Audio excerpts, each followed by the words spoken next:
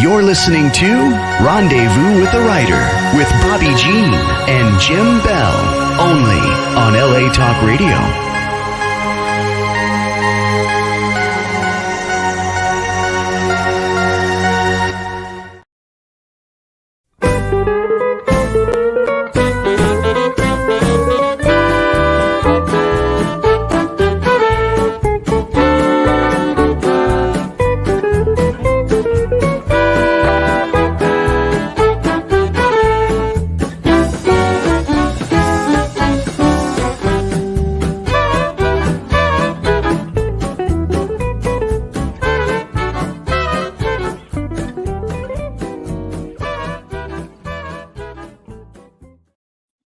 Welcome to Rendezvous with the Writer, where readers and writers meet. And story is everything. We're your hosts, Jim and Bobbi Bell. You're still listening to the Hot Texas Swing Band, Alex Dormont, one of our friends. My toes are still tapping. Are yours? No one stop. Well, we're delighted to have you with us again this week. And you probably, if you were watching, you noticed a new logo that was unveiled behind the music, and eventually you will see it behind us here as well. We want to thank Blue Cottage Agency for coming alongside of us. They've created the new logo, and there's lots of new things that they're doing for us on our Facebook and Instagram Rendezvous with a Writer pages. So do follow us so you don't miss out on anything. And you know how people can hear shows that they missed or they want to hear again? Well, they can go right to LA Talk Radio. They can also go to our website, outwestshop.com. Yes. Or they can go to these million places right here. They can go to podbean.com, search Rendezvous with a Writer, and then you can follow us on Podbean and you'll get audio. So a perfect way to listen while you work or while you're multitasking. Let's see, that includes Spotify, iHeartRadio, Amazon Music, you name it, we're there. So thanks again for being with us. Who's our guest tonight? Our guest tonight, special guest is Kimberly Burns. Oh, there she is. Welcome. Hi. Hi. We're delighted to have you with us. Delighted to be here. Where are you joining us from, Kimberly? I live on the banks of the Potomac River, just outside of Washington, D.C., on the Virginia side. So we're coast to coast tonight. Yeah. We're LA and the Potomac and us in between. Is that the place where Washington threw the dollar across the river? Far from there. Well, Jim has a little something he's going to share with our listeners about you, and then we're gonna learn more. Tell us about Kimberly. Kimberly grew up in Colorado hearing stories about the colorful characters of the Old West. She has degrees from the University of Colorado and the University of Hartford. Kimberly is a member of the Historical Novel Society, Western Writers of America, Women Writing in the West. She lives with her husband in Black Lab in Leesburg, Virginia. Tonight we'll be discussing the two award-winning books, The Mrs. Tabor and The Redemption of Manny Silks. Welcome. Thank you. Two really great books. I want to make sure that camera is getting them. Yes. So Kimberly, tell us a little something about yourself that we didn't hear in the bio. Well, I am a crazy dog lady. I love my dogs. And I have a slightly neurotic black lab right now. And I'm crossing my fingers that she's a good girl tonight. Well, we're live. If she comes in or barks or whatever, we'll just greet her. We'll just make her feel it is. Tell us maybe a little bit about your background as a writer. How long have you been writing? So I remember wanting to do nothing but read and write books from the time I was a little girl. And my parents very wisely said, that's a hard way to make a living. So what else can you do with this? And that's where I got my undergrad degree in journalism. But that was never my love. I like books and fiction. And so I just lived my life, did my work, and worked in corporate communications, writing deadly, boring training materials. And then finally, I got to a point where I could write as a hobby. And then I thought, you know what? I'm just going to put this out and see if anyone else enjoys hearing about these women. So that's how my career evolved. Do you want to ask her about her favorite place to write? No, not yet. Not yet. we can answer that. Okay. I just want to say, we were talking about this, and other authors, obviously, in front of lots of books, will give good recommendations on the particular book. Yeah, both of these books. And we have Randy Samuelson Brown, we have Carmen Peone, both of which have been on the show, and I think Jane Bodkin coming up. Yeah, Jane Little Bodkin. Yeah, she's going to be with us in September with her brand new book, The Pink Dress. We can't wait to. I know all of those women from Women Writing the West, and that's a terrific organization that I have really enjoyed on a personal level, and it has also helped me to build my craft. Very good. Do you have a favorite place that you like? That's the question I'm so sad, right? Oh, I'm sorry. Jump right in there and grab it from me. Do you have a special place you like to write? You know what? I'm looking around my office here at home, and I really like it. The thing that is a little different than most people, I think, I have 3 monitors set across the desk. They look like I'm running a mothership. We're gonna, NASA is gonna take us to space from my desk. But I have writing on one monitor, and then I have researching on another monitor, and then dictionary and thesaurus on yet another monitor, and so I can jump back and forth without losing my writing place, in my writing. That's really interesting. I think that's the first time I've heard an author share that. That's really, really interesting. There are times when I feel like even with some of what I do, having another monitor at least would probably be very helpful. The only other person I know that does that is my accountant.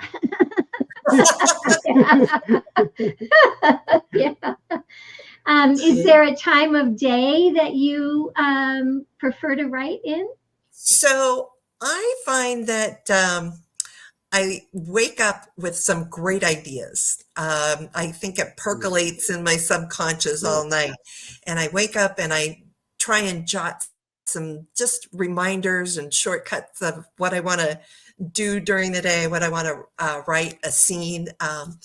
And then I have, got to feed the dog, walk the dog, make the coffee. And then it's usually kind of later in the day by the time I sit down to actually do the hard work of forming sentences and paragraphs and scenes and editing and things like that. But I think there's something to letting your subconscious think about it. Kind of percolate it. Yeah, let it work.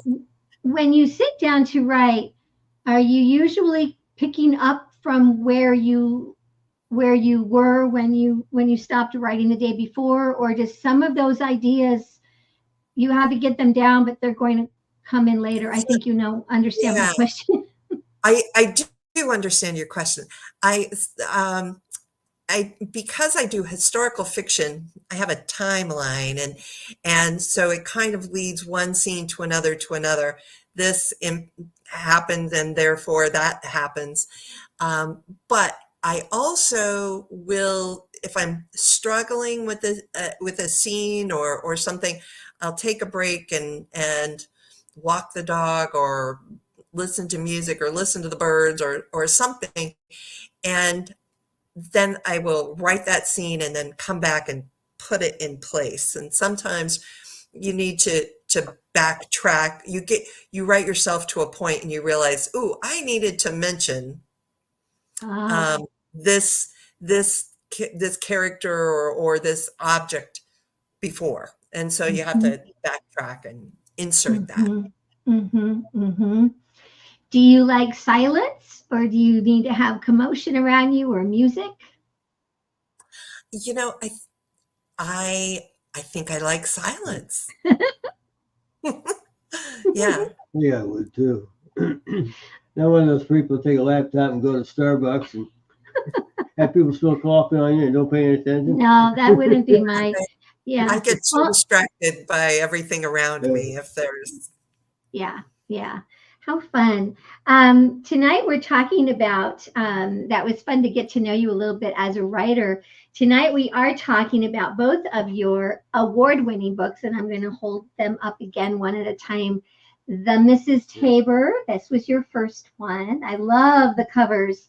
And then The Redemption of Maddie Silks, and this is the newest one. And this one we'll be talking about in a little greater detail. But congratulations on all of the awards that both of these books have won. Thank you. Yeah.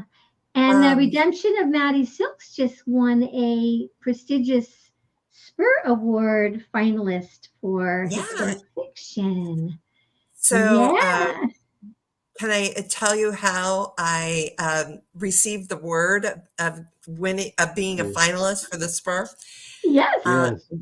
I'm here at home, and it's kind of the end of the day, and the dogs need to be fed, and I'm trying to get dinner ready. I'm trying to wrap up a few things on the computer, and I get a call on my cell phone, and I pick it up, and I'm pressing, accept, and the caller ID says ROYOHO.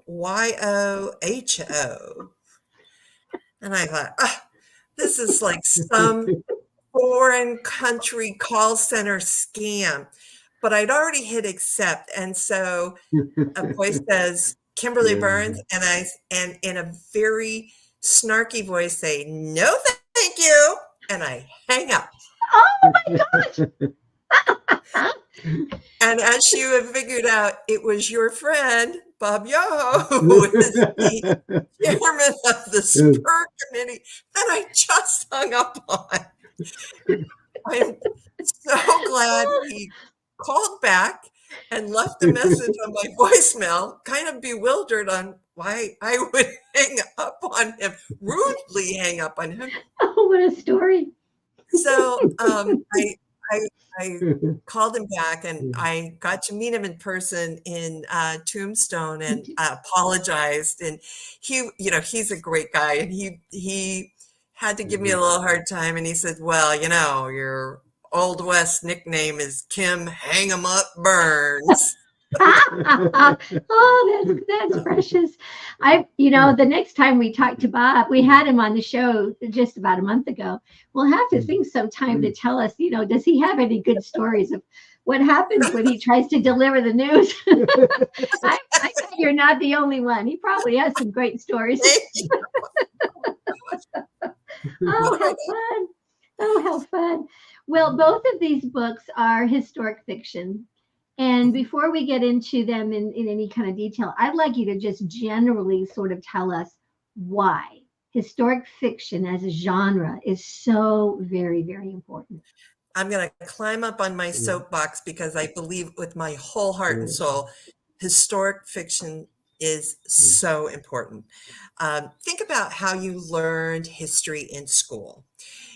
You memorized a date, a nation took this action, and these were the consequences. And then you memorize the next date, nation, action, result.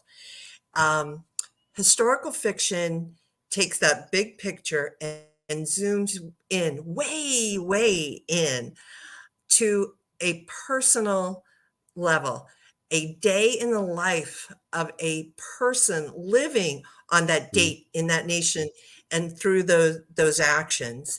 And a good writer will have you really like in their shoes, eating the oatmeal and feeling the scratchy wool cape. And it's when you can develop some empathy for people who went through this. you have built a deeper understanding of historical events. Mhm. I think that deep understanding is crucial to helping us navigate current events. Mhm. So while it's entertaining, it's educating and creating empathy. Mhm. Mhm. Yeah, you nailed it. Mhm. And I think as readers, we also like learning something along with the We are. along, No, we really do. we learned a lot in your 2 books. We won't get into details because we want readers to pick up the books to read, find out what did we Well, it learn. goes to everything, right? Yeah, exactly. But I think that does also make it very engaging for the reader. Is not only are we learning and getting the empathy, but we're also picking up, about a technology that we didn't know, or Mm. a recipe we didn't know, or something about just how people went about their daily life with the different obstacles, things that would be obstacles to us that were just they just took for granted. And I think that all makes it so very, very interesting So very and interesting. complex. Yes. Do we want to talk about Mrs. Gilmore? Well, I think we want to.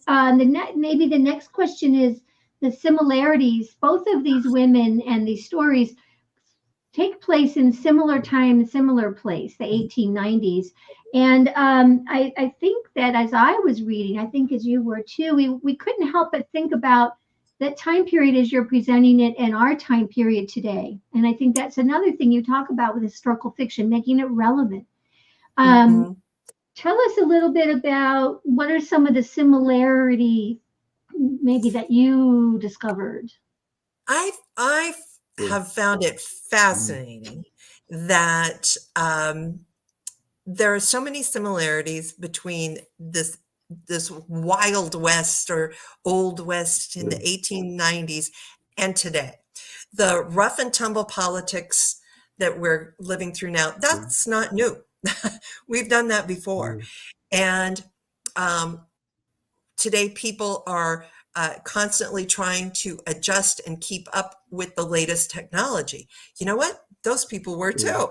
There was advances in transportation, with trains becoming more prevalent, advances in communication with telegraphs and telephones. There were the Industrial Revolution created many machines that helped efficiency in the workplace and create Mhm. a factory economy. Um, and last but not least, the journalism. We call it fake news, and in those days they called it yellow journalism. Uh, they were writing whatever they thought would sell a newspaper. And if Mhm. it meant stretching the truth to make it a little bit more entertaining, that was fine. So fake Mhm. news is not new either. Yes. I think today we're just a little more subtle than we were before. You think we are more subtle today? I don't know. Yeah. It is very interesting. And I think as a researcher, when you're going through even to primary source documents, you have to have a power of discernment about this is no, they did not duel as naked breasted women, no, that has to be a piece of yellow journalism. But when you find that same story over and over again, that has to be sort of challenging as a And researcher. it was very challenging. And there were the things, the red flags I would see were often slightly conflicting stories in competing newspapers. Or later in the week, the story would have changed a little bit. And so that was my first alert as a researcher that maybe there's more to this than this particular journalist is writing. And oftentimes I could not discern the actual truth of the story. So that's the beauty of fiction.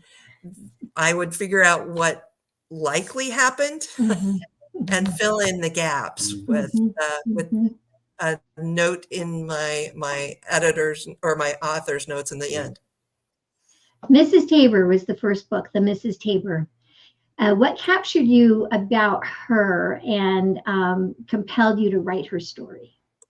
So I grew up, as Jim mentioned, in the high mountains of Colorado, about 35 miles as the crow flies from where Baby Doe Tabor lived and died.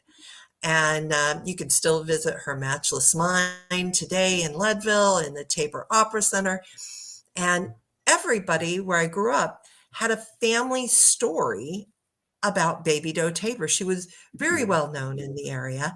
And, it might be, oh, granddad got chased off her property. She came out waving her shotgun.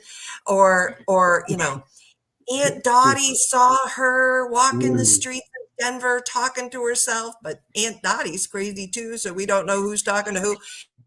Everybody had a Baby Doe story. And when I moved to the East Coast, I would talk at, cocktail parties and dinner parties about these colorful people and tell these stories.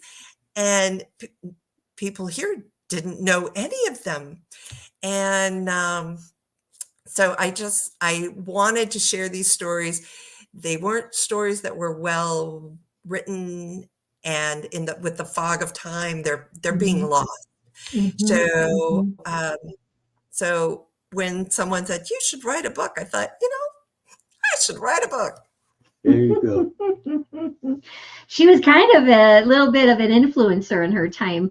You could imagine that she'd been perfect for reality TV, probably, huh? Oh, she was the Kim Kardashian of her time. She was in the newspaper constantly.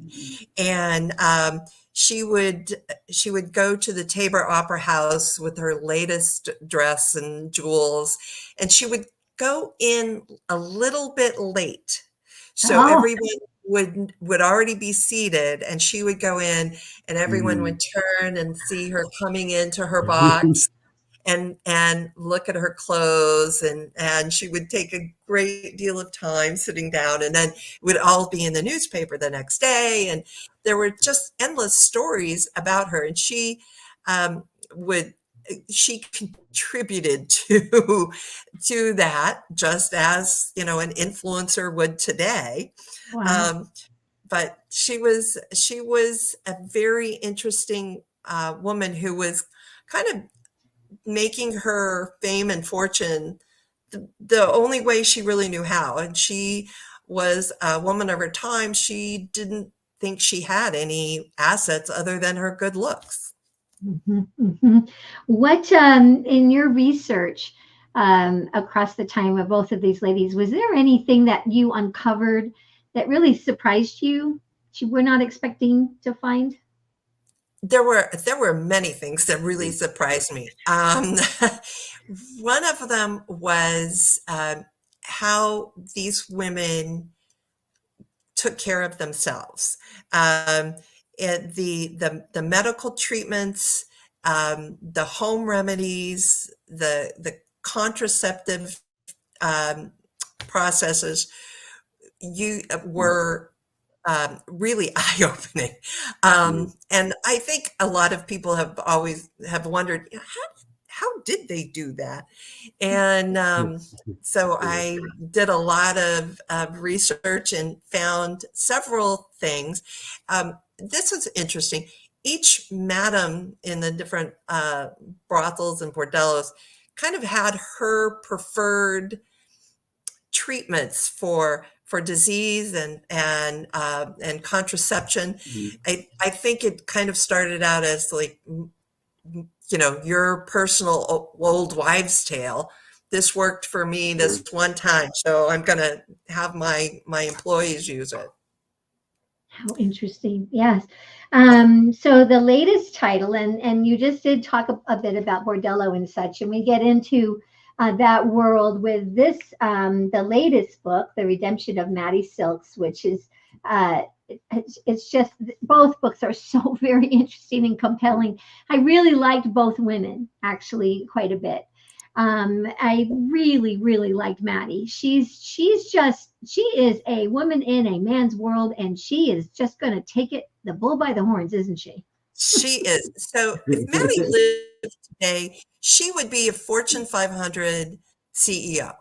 She was brilliant, not well educated, but she was really smart. She was a, she in, an innovator in many business processes. She was an outstanding project manager, and she was a marketing genius. Um, she realized that, she would keep on top of trends, and she would move her business to follow the boom camps when the gold was discovered. She knew that healthy, well-fed girls were prettier, so she had a benefits package that included 2 meals a day and a laundry service and a doctor on retainer. I was that was also a surprise at how very much she valued her girls as people and as business assets, and she took care of them. Mm-hmm. Yeah, it's fascinating. You really do give us a wonderful daily. I mean, we can. I think when we come back from a very short break, we might ask you what was the day like in the life of one of her employees.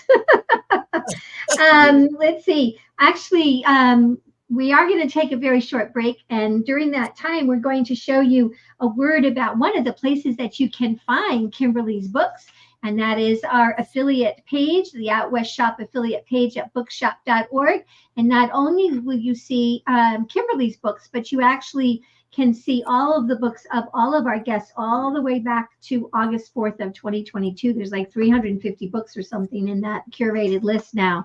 So don't go away. Stay right where you are. And when we come back, we are talking more about the redemption of Maddie's books.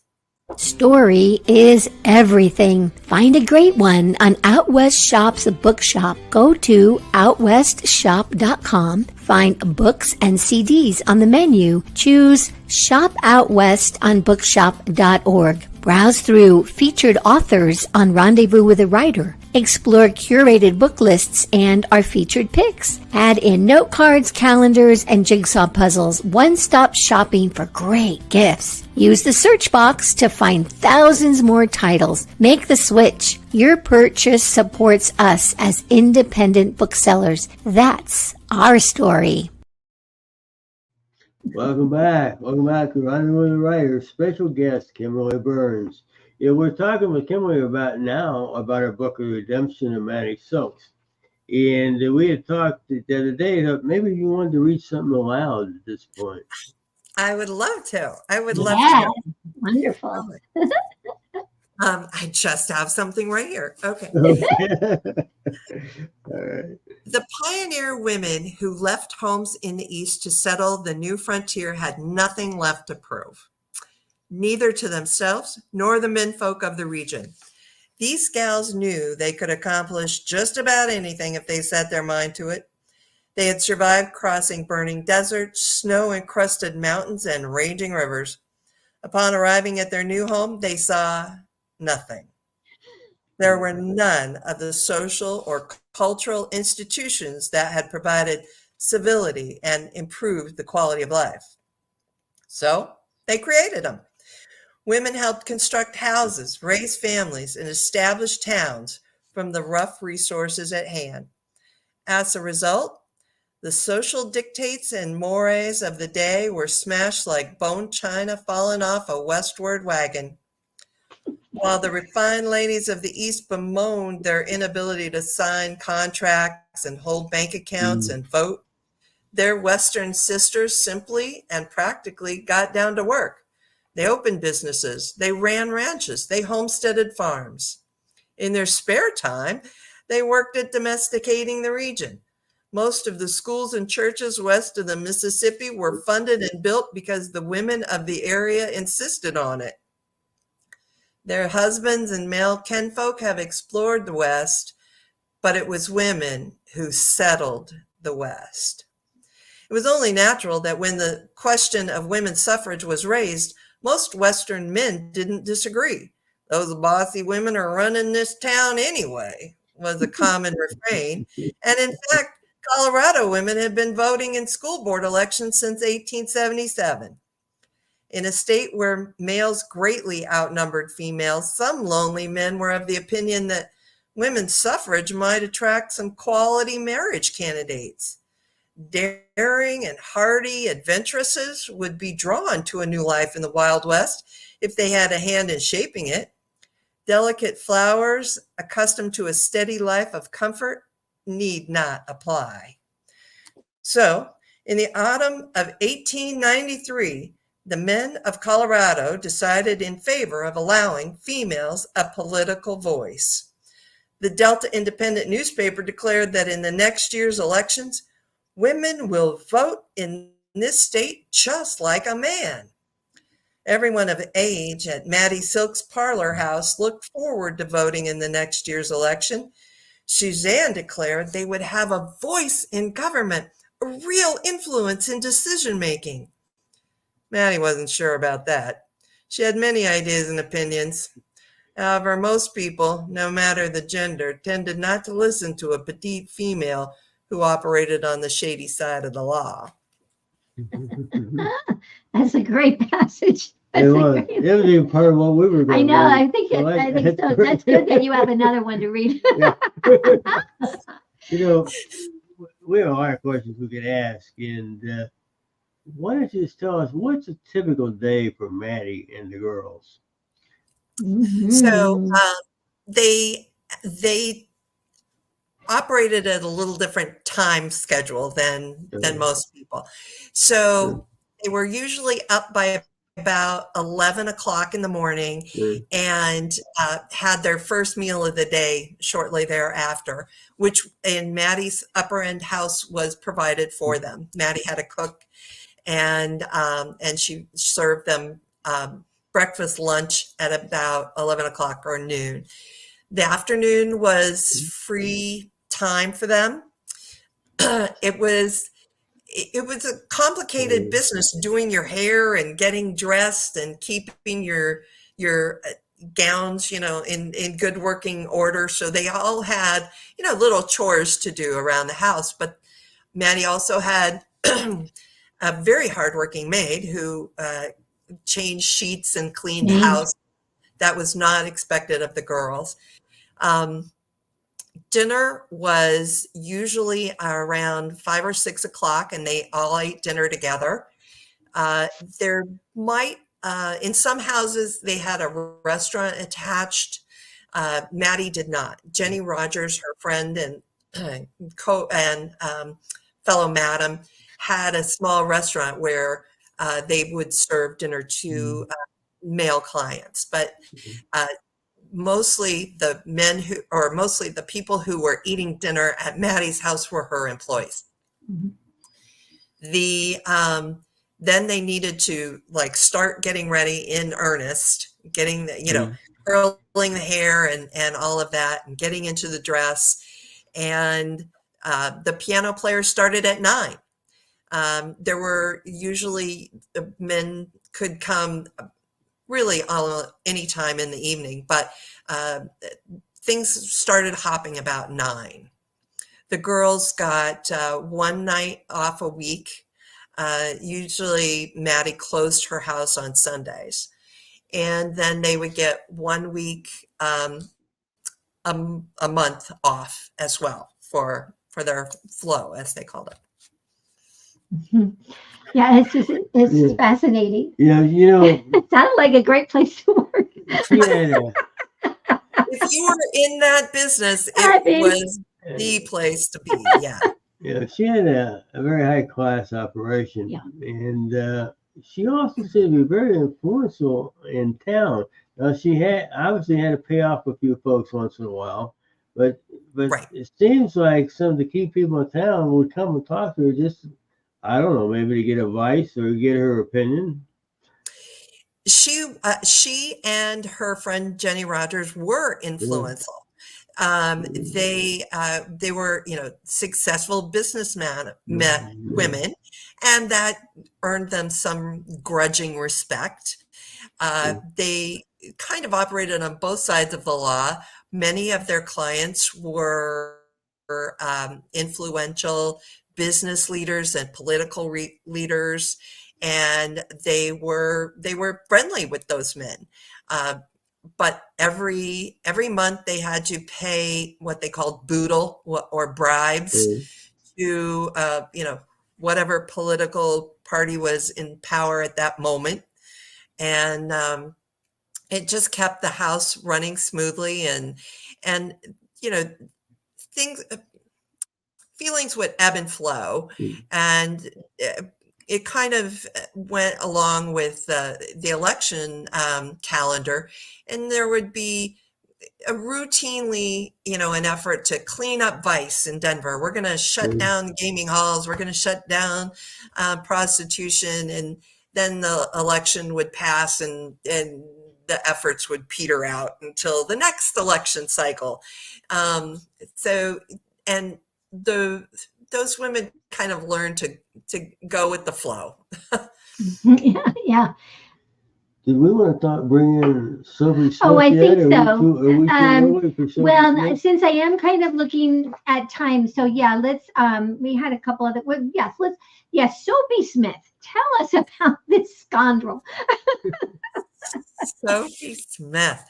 So, he's an actual character, and there have been 100 books, magazine articles, newspaper essays written about Soapy Smith. He has quite a legendary history. Not all of it is accurate. Some people, have wanted to remember him in a particularly flattering light, and other people have wanted to remember him in a particularly notorious light. I think probably, as all people, he was complicated. He had some good points, and I think he loved his family. He was also a notorious con man, and he would not above murdering people to further his criminal empire. He was like Maddie in a lot of ways. They were both really smart, and hardworking and ambitious, but they were on the wrong side of the law. Yeah, and she was wary of him. She really did not want to even have dialogue with him if she could help it. And of course, she had a grudging respect for him, but she was afraid of him because she knew that he would he got his way, and bad things happened to people who crossed him.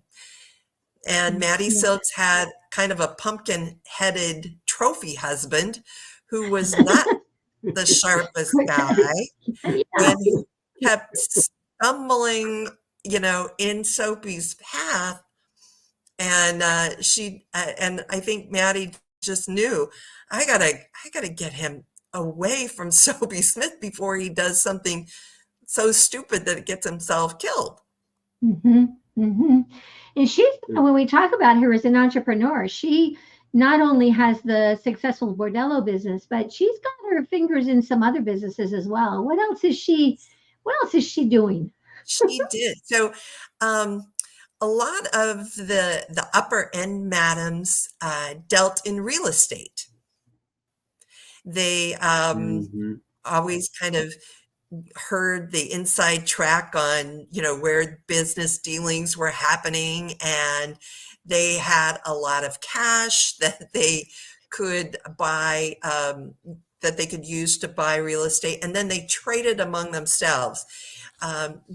Most of the higher end ladies had and I call them trophy husbands because they were usually really good looking, but they were easily manipulated men who would allow themselves to be kept, but they were used to sign legal contracts and things like that. So Maddie she enjoyed horses and horse racing. She had a big stable of beautiful horses. She had a horse ranch way out on the eastern plains of Colorado. She owned various different buildings in the city of Denver. She was always had her ear to the ground for what was coming next. She was always looking for the next opportunity and the next economic boom. Yeah. Do you have a question? I'm sure you have a question.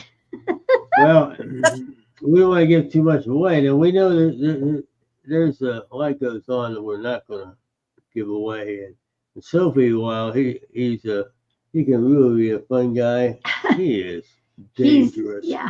And we know his Jeff is his great grandson. Is it his great grandson? Yeah. And so it was kind of fun to read about Sophie in this book and think all along, like, his great grandson wrote that great book about him, and he was with us a couple years at the Buckaroo Bookshop in Santa Clarita doing those games, those shell games. It's a small world. It is a small world. What did you want to ask? Do you want to ask her about? Do we want to talk about? Well, we want to talk about Alaska and the Yukon. Well, we want to talk about a couple of characters here. Well, maybe. Let's just talk for a moment about a couple of the girls. So tell us about Suzanne. So most of the working girls I created, because when I was doing my research, working girls are really hard to research for a couple of reasons. One is they all changed their name when they went into the business, and if they successfully got out of the business, they changed their name again. They did not want to be found. So it was hard to research them. Very little was written about them, with the exception of a police blotter in a newspaper. So I created these characters. They are an amalgamation of the common stories of these working girls, stories of how they came into the business, what they did in the business, and how they left the business. And I tried to create different characters that would illustrate all of those things. A couple of the girls are actual people. Allie and Effie were real characters, and I read about them. And it was a very hard life, even in an elegant parlor house like Maddie's, where they were really well cared for. It was still a very, very hard life. And so I wanted their story to be told as it happened, because I think they best illustrate some of the hardships that these girls felt. There were a lot of other employees that Maddie employed. She always had a piano player. She had a cook and a maid that I mentioned in the book. They are true people, Jane and Charlie Wong. And both Jane and Charlie were with Maddie for over 40 years. Wow. So they were clearly more than just employees. There were, I think there was a deep, loving relationship to stay with someone for 40 years. Yes. I am looking at time. Oh my goodness, Kimberly, we need to have you on again down the road. How did we meet? Would you remind us how we met? We met at the Tombstone Book Festival in March, and I got to meet Bob Yoho, who I had hung up on, and I was next to and I was searching for Soapy Smith's great grandson, and I met Wyatt Earp's grandson, and I met Geronimo's great grandson. I was in heaven with all of the Old West characters that I knew a little bit about. It was such a fun day. Yeah, it was. And when I came across you at your table and I looked at the book covers and I thought, this seems familiar. Why does this seem familiar? And we got to talking, and you actually had already reached out to us, and you had sent in an application, our pre-interview kind of, application, our form. And I was like, oh my goodness. Oh, so that was kind of fun. So have we been easy to work with? Oh my God. You guys are a well-oiled machine. Things just, you make me look like I know what I'm doing here. Oh, well, you do. You know what you're doing. So in case you're listening, or you're a writer, or you have a writer friend, or you're a publisher or a publicist, and you think that you know someone that should be on the show, you can just do what Kimberly did in the very beginning. Just email me at bobbyjeanbell@gmail.com and say, how do I get on the show? And we'll open a little bit of dialogue. And the same thing for if you'd like to be a sponsor. We so appreciate the Blue Cottage Agency representing and promoting books, writers, and the literary arts as a whole, and Clicks by Madison Creative Design, graphics and logos. We are so having so much fun working alongside of them. And if you're interested in being a sponsor, bobbyjeanbell@gmail.com is all you have to do. I'm looking at the time. How can we find you? How can we readers and listeners find you? Where do they go to find you, Miss Kimberly? We might have just lost you for a moment. Are you still there? I'm on Facebook. I'm on Facebook and Instagram as Kimberly Burns Author. I have a web page, Kimberly Burns Author. So. Yes, and Jim has a couple quotes, and it's good that you pulled that other one. Yeah. Yes, because he actually the one you read. Well, if you read quickly. We had a conversation here with Soapy Smith and Maddie, and Soapy says, I haven't gotten into the whoring business yet. I think managing a bunch of females might be like herding cats. And Maddie replies, most people do not understand how difficult running a brothel could be, thinking it was as simple as a woman getting paid to lie down. I run my establishment like a business. There are lots of details to tend to, and I have a lot of expenses. You know how Buddha works. I have to pay the police to make sure they stay open and the girls stay out of jail. Beautiful girls are my greatest expense, but they're also my greatest asset. My clients are accustomed to certain luxuries, so I can't skip on details. I got to buy the best everything, from dresses to furniture to liquor. I can't serve cider and call it champagne or water down the whiskey. So true. What else have you got? Well, we got a couple others now. This is from William Faulkner, who says, my ideal job? Well, I don't worry about Bordello. The company's good and the mornings are quiet, which is the best time to write. I don't know that we have time for that one. we're going to shoot this one. Okay. We'll do our best. Honey, we have 1 minute. Okay, we'll get part of it in here. This is from a song. This is a country western hit back in the 1970s, and it's called The Night Miss Nancy Ann's Hotel for Single Girls Burned Down. One night in June in the billiard room, I was chalking up with a friend. He yelled, there's a fire that just broke out, and it's down at Nancy Ann's. So we dropped the cues on the pool room floor, and into the street we ran. When we got to the place, the front was ablaze, so was the second floor. So we cut around the side and up the valley and stopped beside the back door. We was catching our breath when the door flew open and knocked poor Leo flat. And out to the smoke ran Mayor Willis wearing nothing but a black silk hat. And right behind him, with a shirt tail of fire, came the local chief of police. Then Banker Jones with a red-headed girl he'd always called his niece. Then I spied Miss Nancy Ann herself helping someone out the window, her arm around the red bald head of old Judge McIntyre. A deacon, a dentist, a deputy sheriff, one state congressman, the county physician, the city mortician, out to the flames they ran. A grand parade of girls in gowns and half-blood gentlemen, through thick gray smoke that sweetly smelled of French perfume and gin. Though the flames were hot and the smoke was thick, not a single life was lost. The night Miss Nancy Ann's hotel where single girls burned down. We have been chatting with our guest tonight, Kimberly Burns, and we've been having a really fun time. We thank you for being with us. Next week, Tom Swearingen, who has guest hosted the show for us several times, is back.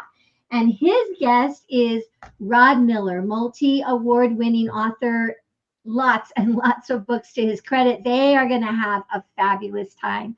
We thank you so much for being with us. And Thank you so much. Yeah. On behalf of Bobbi and Jim, it's always a great day out west. Keep writing and we'll keep reading. See you next week. Thanks, Kimberly.